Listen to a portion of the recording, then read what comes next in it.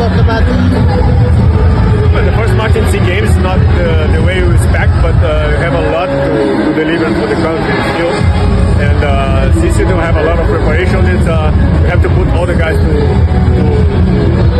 to start to make the first game here today. Tomorrow is going to be different, and of course the next 3 matches we have, we're going to deliver much more than today. We're going to study what happened, but the chemistry without play is hard. We're going to find this in the next 2 matches. It's water under the bridge, but did you the 10-day preparation was it enough? You mean the time that we've been together? Well, I've been for 6 months playing with the 2 guys, so it's not enough. We have to find ways. The guys will find ways, but right now we don't talk about this. We talk about since you're here, try to deliver the best that we can. No skills. Ayun, stop loss to start the competition. Just your thoughts or assessment about the game.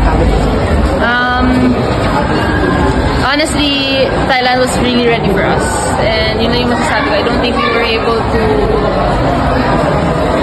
give an answer to their attacks.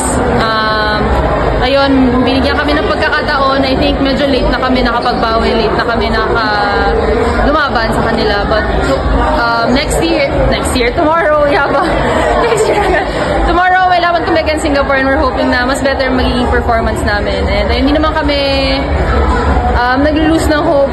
Gusto lang talaga namin mas magandang performance natin. Madi buena mano pa ilan agad yung kalaban, tapos may home crowd pa sila. Pero sabi mo naman optimistic pa rin yung team going against Singapore. Paano na lang yung mindset going to the next game? I think just take what we can in today's game and forget lahat ng mga errors and everything. I'm sure we can bounce back. Mature naman na yung team to not overthink about that stuff. I just wish na mas magiging maganda, and I hope magiging maganda for sure pagtatrabahuan and pagmimitingan namin yung game today para mas maganda yung magiging laban namin tomorrow.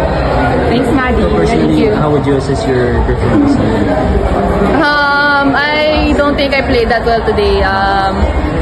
Pero ayun na nga, we can bounce back tomorrow, so just manage what we can. Thanks, Maddie. Ano naman masasabi nyo dun sa pinakita nyo kahit paano may pinakita rin kayong laban against them? I think masyado pa kaming stiff gumalaw.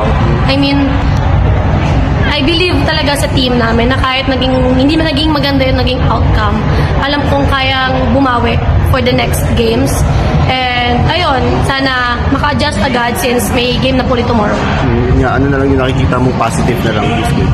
Siguro yung positive is merong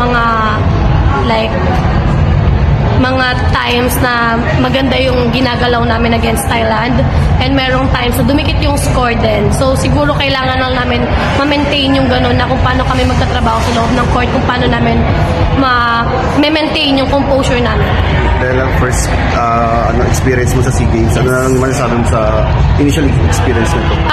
I'm very happy. Iba pa rin talaga pag nire-represent yung country. Iba pa rin yung pride na dinadala na kailangan hindi na name mo, hindi na school or club team yung dala mo, talagang buong Pilipinas na. So kailangan talaga maglaro ng may puso. So kailangan namin gawin yun for the next games, na kailangan namin ibigay lahat ng alam namin. Kumbaga, kami yung pinadala dito, kami yung mga napiling atleta. So, malaking bagay for us na mag-perform kami.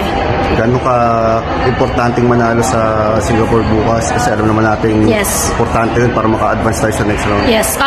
Yun, hindi naman isang game lang sana ang may papanalo namin. Sana itong Thailand din, pero hindi po tayo pinalad. Pero syempre, for tomorrow's game, kailangan yun nga, mag-adjust kami agad kung ano yung mga lapses namin today. And kailangan namin mabago siguro sa training tomorrow morning bago mag-game. And ayun, kailangan namin mas magtiwala pa sa sarili namin kasi yun nga, walang kwenta yung sistema kung kami sa sarili namin hindi kami nagtitiwala. So ayun, siguro confidence din sa bawat isa na kaya namin sumabay sa mga gatong laro. Thank you.